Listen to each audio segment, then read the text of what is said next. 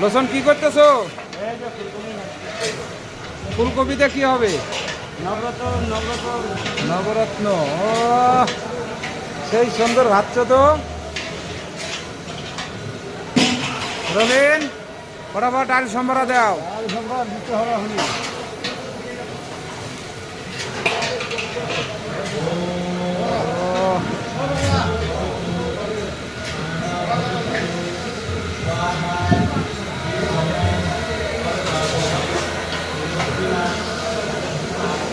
এটা কি হবে? এটা রাই বেগুনি না?